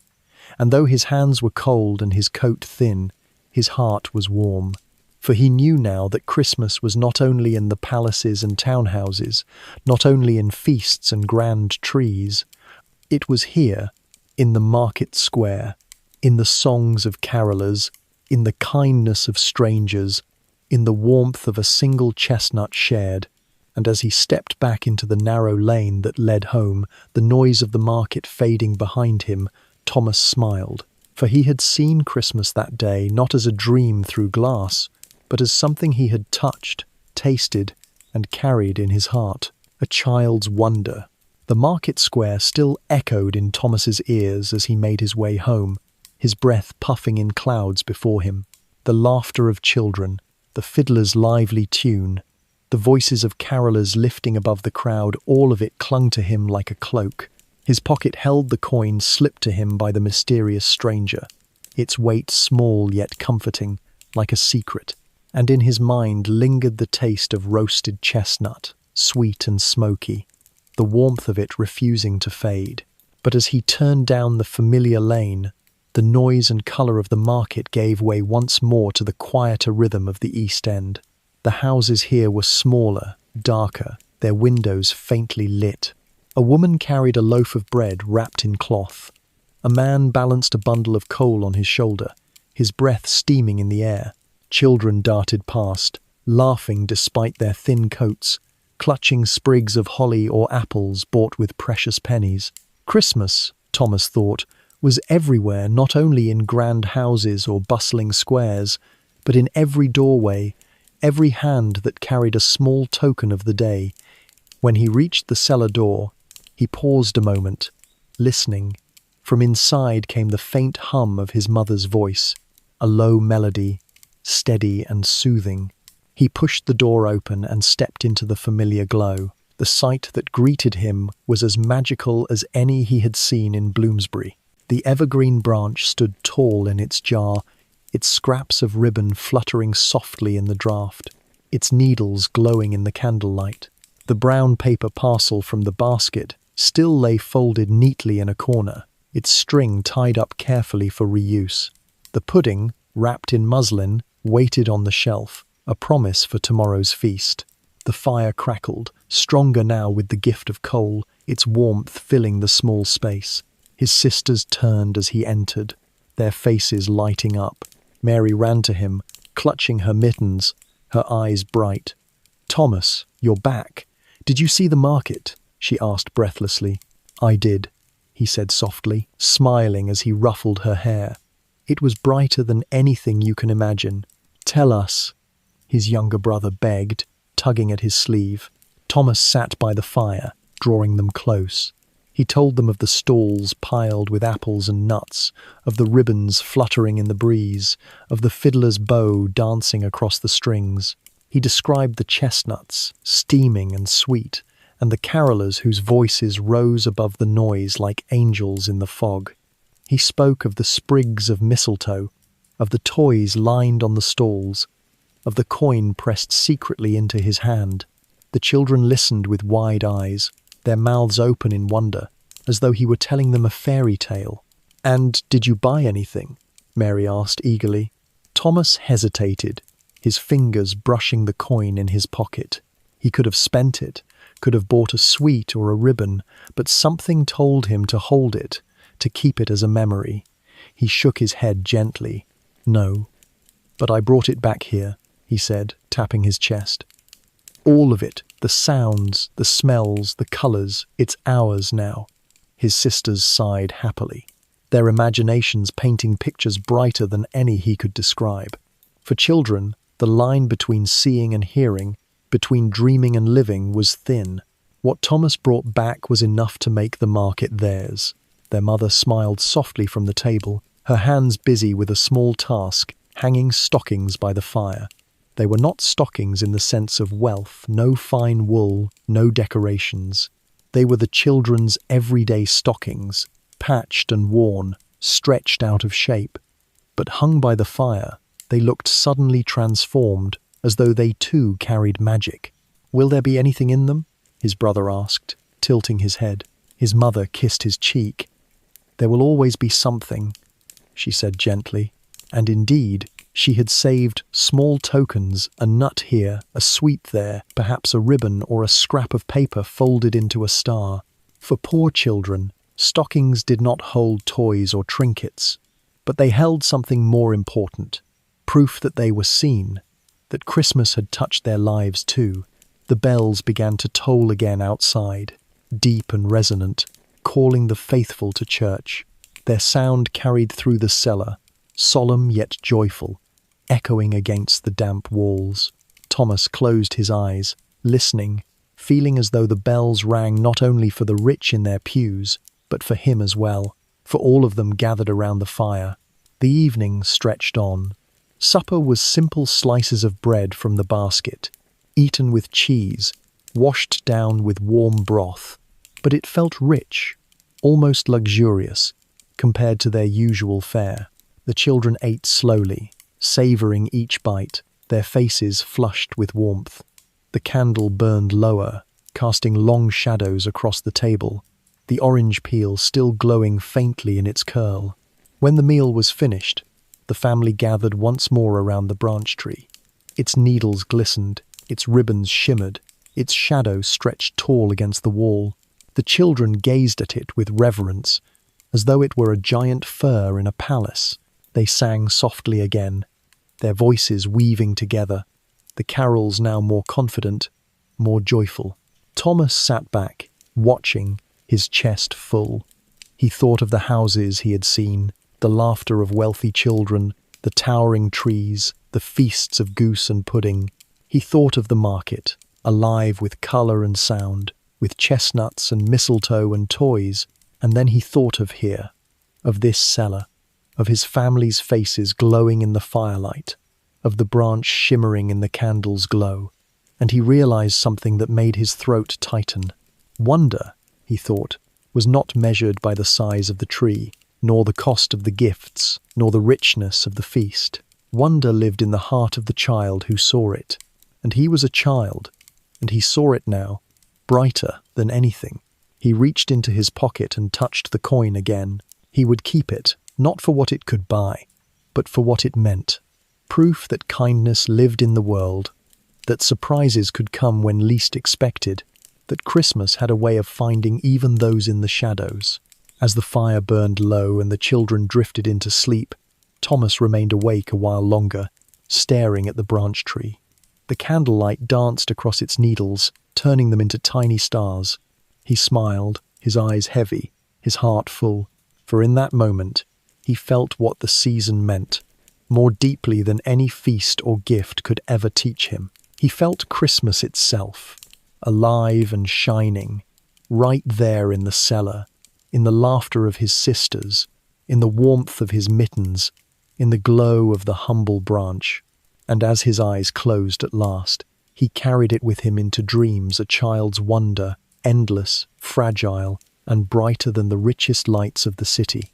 The Christmas morning, the first light of Christmas crept slowly through the narrow grates above the cellar, a pale glow softened by fog.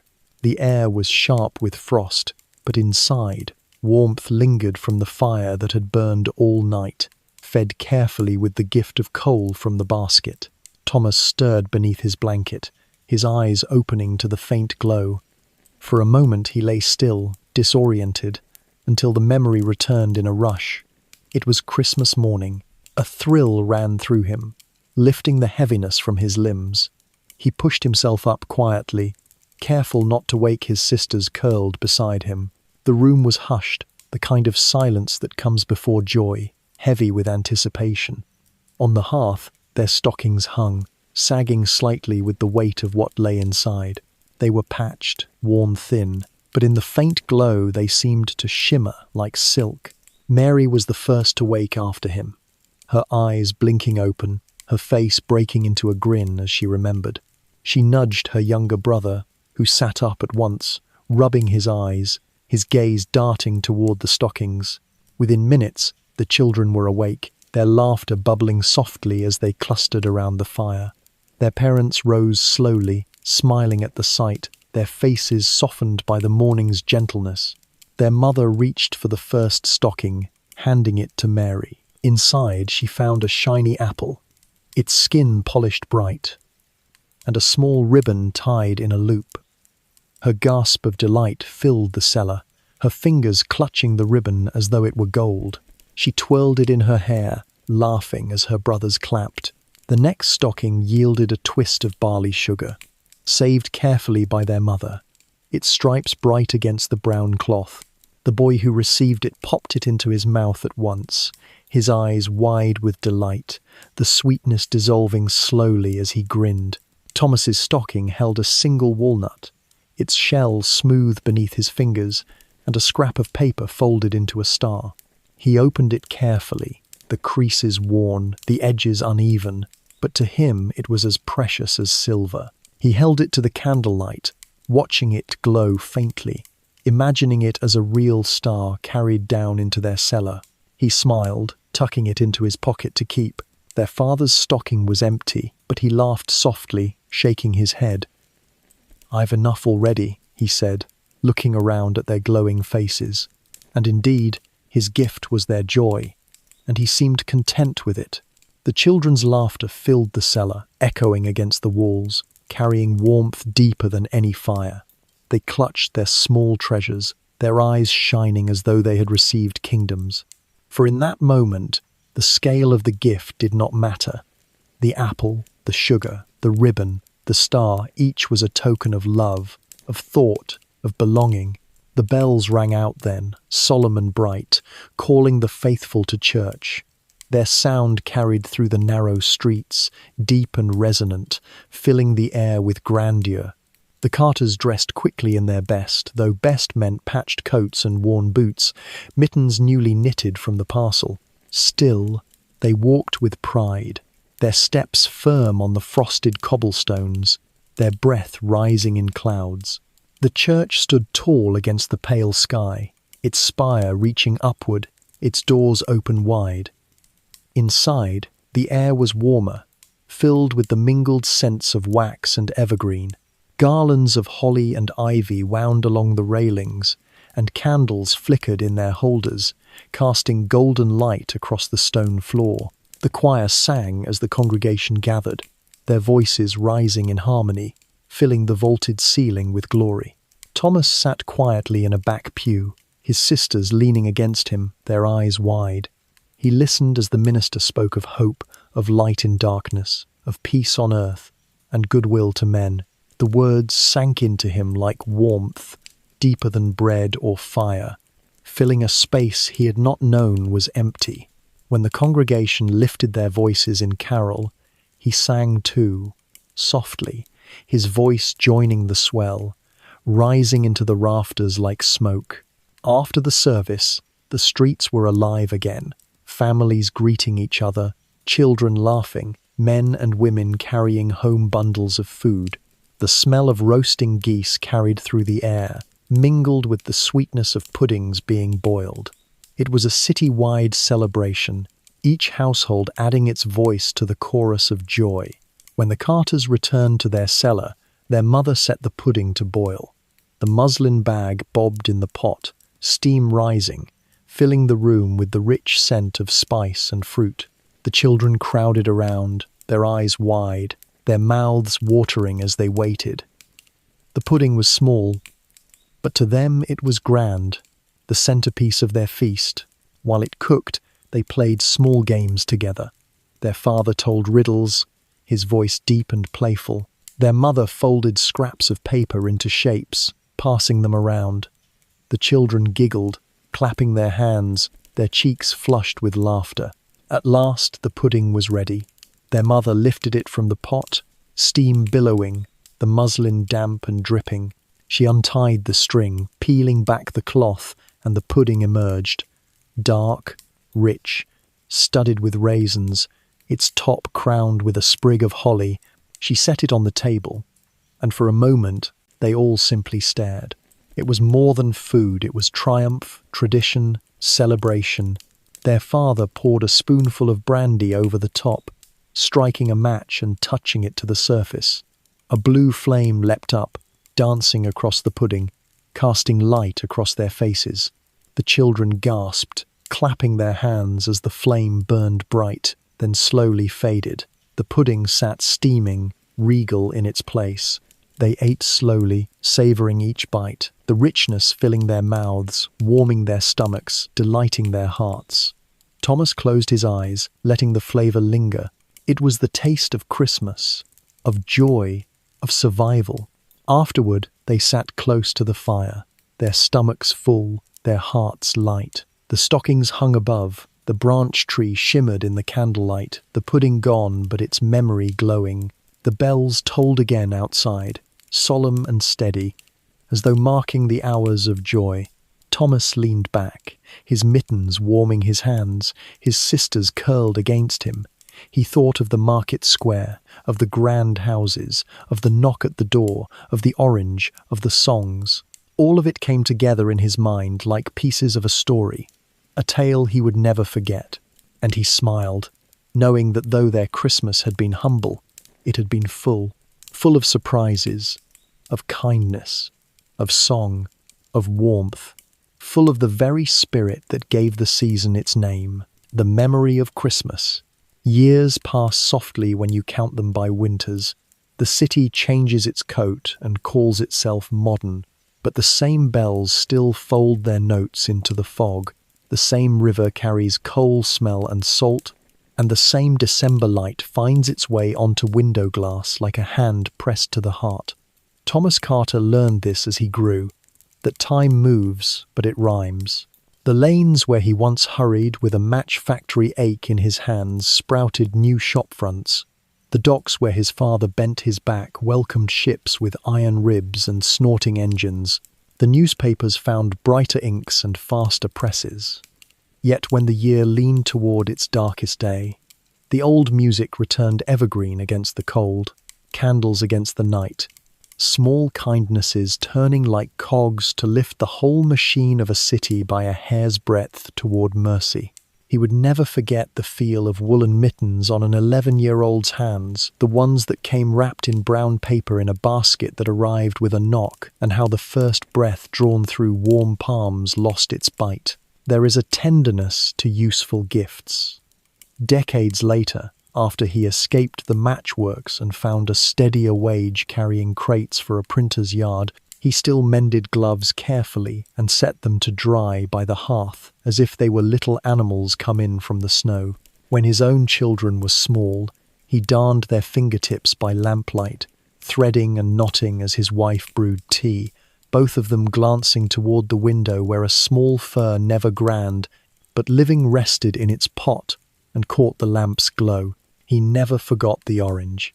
Even in old age, when his joints spoke of weather before the sky could manage it, the scent of citrus could unmake him peel a winter back with one clean ribbon of brightness. If a grocer cut a wedge for him to sample, he did not bite at once. He brought it to his face and breathed, eyes half closed, because in that breath there were 6 sets of hands, sticky with joy, and a mother's tired smile radiant as a saint's, and a father's silence that said more than any blessing. He remembered the measure of the knife, the hush around the table, the sparkle of juice on wood like suns scattered to coins, the careful slowness of a boy refusing to squander wonder. He taught his children to eat the first slice slowly, to share something rare out loud. "Tell me the best thing you tasted today." So the moment would widen and include everyone, the way the orange had once included the whole Carter world. He did not forget the market either. The fiddlers bow-writing laughter into the air, the paper cones breathing out chestnut steam, the half-vanished stranger's coin warming a mittened palm, the aisle of ribbons moving like a river of small sunsets in the wind. When he passed such squares later, older, heavier, steady in his steps, he kept the habit of standing still a minute to let the day arrange itself into memory. He bought chestnuts when he had the coin, and sometimes gave one away without watching to see where it went. It felt disloyal to hoard a warmth that had once saved him from the cold, but it was the singing that lasted longest.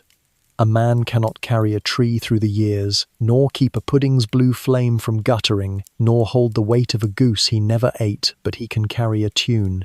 Thomas took carols into every room he lived in, humming while he shook out blankets, low-voiced while he set kindling, soft as breath when he buttoned a child's coat. He could not read music, yet he knew where a melody rises to look out over a field and where it kneels. In time, his voice found a place in a small church choir, the back row, the one that holds the harmony like a wall holds heat. He liked to stand where the sound of other lives brushed against his shoulder, and all the single hungers went briefly together into something like bread. On certain nights, standing there in his threadbare Sunday coat, he watched a girl in a velvet bonnet or a boy with polished boots lift their heads for the high notes, and for a blink he saw himself outside a Bloomsbury window with frost in his hair and longing in his ribs. The old ache did not vanish. It changed its work. It became a way of noticing. He learned the faces of those who lingered at doors after services ended, who studied the notice board longer than reading takes, who tilted an ear toward the vestry because warm rooms leak comfort. On Christmas Eve he made a habit of leaving his own door unlatched and setting 2 cups by the kettle instead of 1. If someone knocked, he could answer with bread already cut. Nothing in his memory competed with that surprise knock from years before. Time does not keep all stories. It edits them toward the truth. In the version that stayed, the woman's breath became a little cloud of silver. The basket grew exactly heavy enough to change a winter. The carriage wheels rolled away like a hymn fading down a street. He wondered sometimes whether she had been a lady at all, or a cook sent on an errand, or a vicar's sister with practical hands. He wondered whether the giver had forgotten the act by 12th night, while the receiver rehearsed it for a lifetime. The wondering did not sour. It ripened.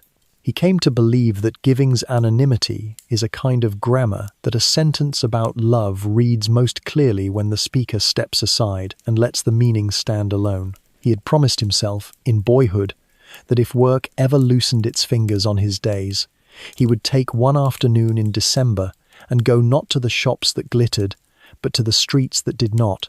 He kept the promise poorly at first, an extra loaf here, a bundle of sticks there, a coin nudged under a palm with the trick of a magician, but habit grows in the same soil where hunger once did. Before long, he knew 3 custodians by name, and which tenement stairs needed a new nail in the banister. He learned how to knock gently, as if on sleep, how to step back from a doorway so a proud man might accept a parcel without performing gratitude, how to leave a small brown paper shape in the world, and trust that the world would be different when the string was untied. Sometimes, on his way home past the printers, when snow was powder on the curb and the lamps made halos you could wear for a heartbeat, he would see a sprig of fir in a bottle on a windowsill. He always slowed. A branch is a sentence spoken against the dark. He had learned that from a boy who once stood very straight while his mother tied rags into ribbons. He and his wife preferred a living tree, a small one they could carry back to the yard after 12th night, root ball wrapped in burlap, soil smelling faintly of rain even when the river iced. A tree that could grow, a tree that did. His children, when they asked about stockings, heard the story of the star cut from paper and the walnuts wait like a wish. When they asked about feasts, he told them about broth that steamed the chill from knuckles and a pudding that wore a crown of holly for a kingless kingdom underground. He did not lie about hunger. He did not gild the warehouse flares or the little deaths of long days. But he set the truth inside a lantern-clear glass, steady wick so they could walk with it and not be scorched. He taught them that tradition is simply the way we refuse to let the cold write the last line. And always, when the year turned, he set one orange in the center of the table. There were seasons when there could be more, and there were seasons when there could not. The count never mattered. The first slice was a liturgy. His wife cut it slow. Someone named aloud. A brightness they had kept through the year, a roof mended, a fever broken, a neighbour's hand on an arm when grief walked in without knocking, and then they shared. Sun divided into pieces that multiplied light. The peel went to the stove, oils rising, the room remembering gardens it had never seen. So the boy in the shadows learned to live among lights he could kindle with his own hands. The heavy doors of grand houses closed on him once, but countless smaller doors opened later. A choir vestry with a kettle that clicked, a lamplit kitchen with a damp sock steaming on a chair back, a tenement landing where someone said, "You found us," and meant it. The city never stopped being cruel, it simply became wider than its cruelty. Christmas taught him the scale of that width. On the last Christmas he would see. He walked a little slower, the river louder in winter's emptying. He stood with his daughter outside a baker's window while she priced a pudding she could, this year, afford. And he caught their reflection in the glass hers, young and intent, his ghosted by the outside chill, and behind the reflections, the shelves held neat rows of sugar like snow drifted into shapes. He tasted orange in his mind. Bells began, far off, carrying the old sentence forward, tidings and comfort and joy. He let the notes move through him unchecked. They went home by the square. The chestnut brazier hissed, and he bought 2 cones, pressing one into a pair of small hands that passed by blue with cold. For sharing, he said, and did not wait to see it shared. The habit of stepping back had become a muscle he trusted. At the lane's corner he paused, looking toward the window where a small fir this year's waited patient as a promise. A faint ribbon of peel yesterday's orange hung on a nail to dry, curling like a smile. Inside, stockings sagged with the weight of walnuts and paper stars, and exactly one surprise he had not put there. His wife lifted a brown paper bundling from beneath the boughs and looked puzzled and pleased. The label held no name. When she opened it, there were Mitten's new wool, sturdy cuffs, a quiet echo from the other side of time. He slid his hands into them, and they fit like a song knows the shape of breath. He sat, and the family gathered, and the kettle's first whistle braided itself to the first bar of a carol. The city beyond the door was still itself cold in the stone, sharp in the wind, hungry in the corners, but the room held a tide of warmth that would not go out. The evergreen leaned toward the lamp. The pudding waited its blue fire. The orange, perfect as a rising, made a small sunrise on the table that no window could hold back. He closed his eyes and saw again the boy he had been, one slice of sun in his palm, a branch becoming a forest because 6 voices believed it so. It is a simple arithmetic, he thought, the mathematics of Christmas. Divide what is bright, and it multiplies. Give away warmth, and you are warmer. Let your song be small, and it makes a cathedral of the air. Outside, the bells agreed. Inside, the hands found one another across the cloth, and the story, which had begun in a cellar with damp walls and a single candle that would not surrender, moved on past him, beyond him, like a procession of lanterns threading a winter street, each carried by someone who had once been cold and would not forget.